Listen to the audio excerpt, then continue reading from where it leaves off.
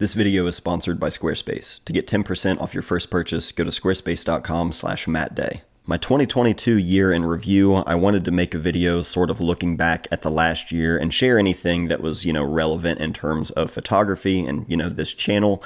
And as I started making that list, I realized that nobody wants to watch a 4-hour video. So we're going to try and work through this as quickly as we can, but also, share the good stuff. I basically want to go through and share a few of my favorites in some different categories of things that I feel are worth sharing here on this channel for all of you that watch these videos. Love you, by the way. Appreciate you. I'll share my favorite photo books of the year, the cameras that I've been using the most, as well as 3 lessons or just habits that I've been trying to work into my routine.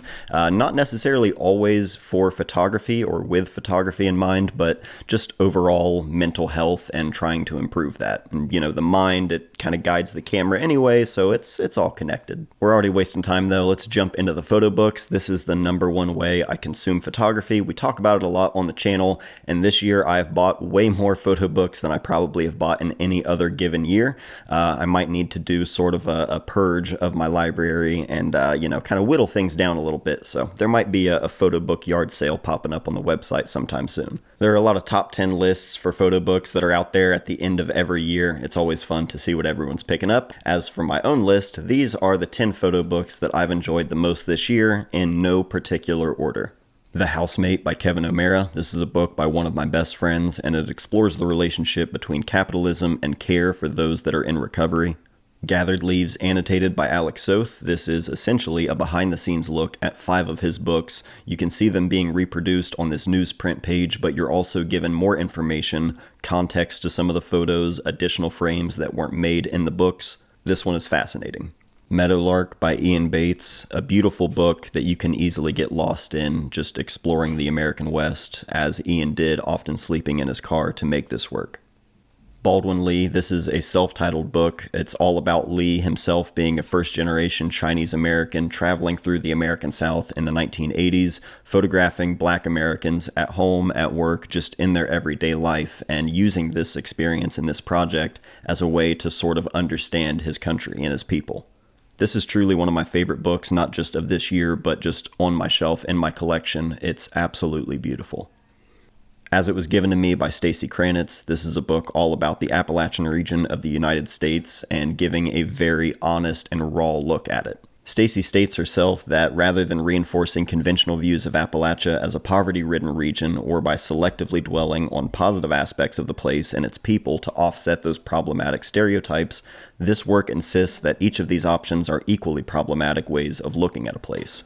Mother of Dogs by Matthew Genetempo. This work chronicles the artist's early evening walks with his partner alongside the railroad tracks near their home in Marfa, Texas. That's all the context that you have, and that's really all that's needed. I love the simplicity of this book, and I've always been a big fan of Matthew Genetempo, so very happy to have this one. It's Been Pouring by Rachel Papo, a book all about her own postpartum depression, as well as drawing from a community of mothers sharing their own experiences. It's a heavy but beautiful book with some really great design, and I love the way that things are sort of hidden and revealed throughout the book. Push by J. Grant Britton. This is a book all about Grant's work throughout the 1980s, what he considers as the golden years of skateboarding. And if you're a skateboarder or a skate photographer, Grant is one of the absolute legends of this. And you can see from this work here, Grant was really paving the way for everyone that followed. On the Sunny Side of the Street by Willem Verbeek, another book by another close friend, but it's a beautiful book full of everyday and ordinary scenes with just incredible light and color, 2 of the things that I've always loved the most about Willem's work. River's Dream by Curran Heidelberg. This was one of my most anticipated books of the year, and it definitely didn't disappoint. Through collaborating with the strangers that he meets while traveling America, there's an energy and life and just pulse to this book and these photos that are hard to describe. It's definitely one that you have to sit down with.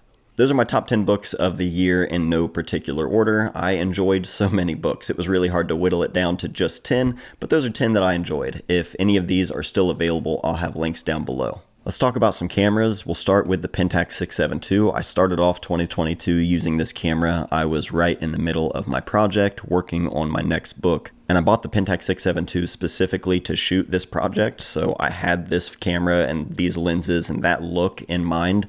as I was approaching this and starting to work on it. So I've already sold the camera since finishing the project. Now I'm in the stages of, putting it all together to turn it into a book. But I'm glad I bought the Pentax when I did. I'm glad I used it for this project because, one, it's just a really enjoyable system to use, and I enjoyed using it. I didn't enjoy carrying it everywhere, but I enjoy using the camera, and those lenses are just incredible.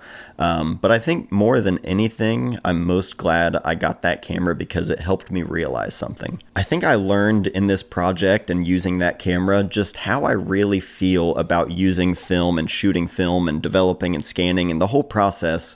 Like for me right now in my life, not me 10 years ago. At this stage in my day-to-day life and schedule with 3 kids and everything, shooting film, especially a camera like that, and the size of the film, the amount of photos per roll, and how I like to shoot nowadays, I realized that shooting film the way I shoot now was creating more anxiety and friction than it was, just me enjoying the process like I used to. It's been a year of recalibration for me, top to bottom in so many ways, not just photography, but personal life as well. And understanding now, how I am, how I like to work, and just what works best for me now, not just how I started, half of my life ago. It's no surprise that I've been shooting as much digital in the past year and definitely am looking forward. And speaking of that, starting off this year in the spring and summer, the X100V. Forrest was born in May, and then a week later, summer break started for the kids, so I went into photo vacation mode with this camera, just one-handed point and shoot. It's just an incredible camera given the size and ease of use. I did sell my X100V after I bought the M11. I sold it to a longtime viewer of the channel, Eric, who had been looking for one, so shout out to Eric. I hope you enjoy it, man.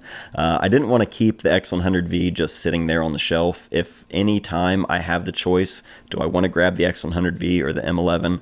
I'm going to grab the M11 every time. That's just me personally, but also it's kind of nice for me personally because Molly still has her X100V, so if I ever need that little, vacation, just point and shoot camera, it's there waiting if I need it. And last but not least, as I just mentioned, the Leica M11. This camera came out at the beginning of the year, and I spent the first 9 months just thinking about it and wanting this camera.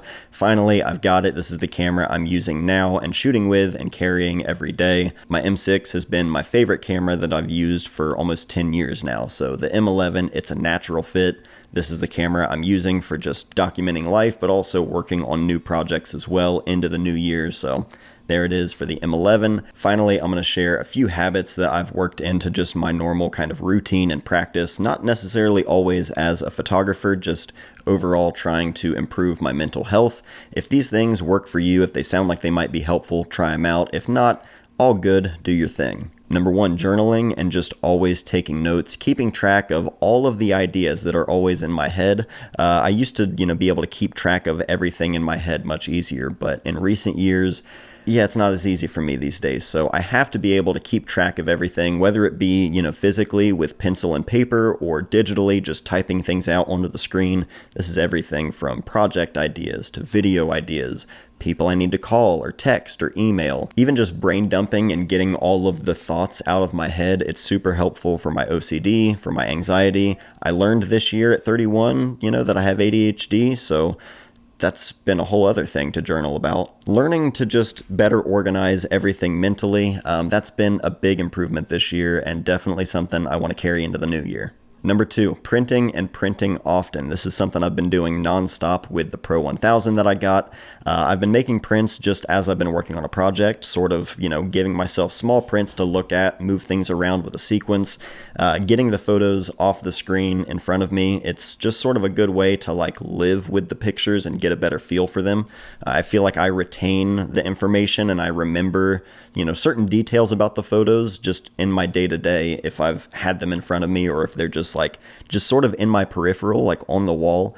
Printing for me has been really helpful, but on top of that, it's just been a lot of fun as well. I've got a stack of prints that I've been going through and making to just send out to friends, write letters, get in touch with people, just catching up with friends. It's a great way to do that, and I've been doing some, print swaps with friends, doing that, getting the pictures out there into the real world and having fun with them. That's what it's all about. And finally, less social media, less doom scrolling. I have spent significantly less time on social media this year. kind of for good and bad. I mean, it's part of my job, and I've absolutely not been grinding or hustling, like every other creator out there. But it was really good for me this year to just sort of take a step back and sort of, let things come to a full stop for the first time in like a decade. So a lot of introspection, a lot of therapy, a lot of writing, just trying to like really learn and understand myself a lot more this year, and spending less time on social media has obviously been helpful for that. It's so easy to get sucked into the idea of just looking at what everyone else is doing and constantly looking at that and having that information in your head as you form your own decisions. Just be cautious of that. Be mindful of that. Social media is a beautiful thing, and I'm thankful every single day for it, because I've been able to connect with so many of you and have made like lifelong relationships and friends just through social media. It's a beautiful thing, but know when it's time to take a break, know when it's time to scale things back, and take care of yourself first and foremost. So that's a little bit of my 2022, what I've liked, what I've learned, but enough about me. I'd love to hear about your own year, what you've done this year, maybe what you'd like to do in 2023. We'll keep the conversation going down below. And last but not least, I want to pay some bills, thank our sponsor today, Squarespace, who helped me make all of this happen. You guys already know I've been using Squarespace's service for years, way before they ever sponsored my channel, because they truly are the best all-in-one place to build a website. No matter what your needs are or what kind of business you run, Squarespace has something for everybody with all of the features you could possibly need built right in. For photography, it's pretty much a no-brainer. It's a great way to actually get your portfolio or a gallery or series of images together, rather than being just thrown together in the middle of some algorithm. On top of that, you could manage all of your email campaigns, you could run an online store selling physical or digital products. They're constantly adding new features and tools to Squarespace, and everything is incredibly easy to use. Of course, if you need help with anything, they have 24/7 award-winning customer service, so they're always ready to help. Try Squarespace out for yourself entirely free at squarespace.com, but when you're ready to sign up, go to squarespace.com/MattDay. That'll get you 10% off your first purchase of a website or a domain. Thank you again to Squarespace for sponsoring this video. Now, for those of you who are still here at the end of the video, I appreciate you. I thought we would round out the 22 year in review with my Spotify Wrapped. Why not? I know that's what you really want to know. This year I ventured into the genreverse. What does that mean? I'm gonna get a copyright strike. Yeah, thanks, Elliot. My top artists this year: number 1, Orville Peck; number 2, A Tribe Called Quest; number 3, Megan Thee Stallion; number 4, Nothing; and number 5, DJ Octulio. Again, thank you, Elliot. Thank you all so much for watching this video. If you've stuck here with me, thank you all for sticking with me all 2022. It has been a hell of a year, as I've stated, but I appreciate all of you who have been here with me. I'm excited to spend 2023 with you. So if you have any other questions or any other thoughts, we'll keep it going down below. But that's it for this one. I love you all very much, and I'll see you soon.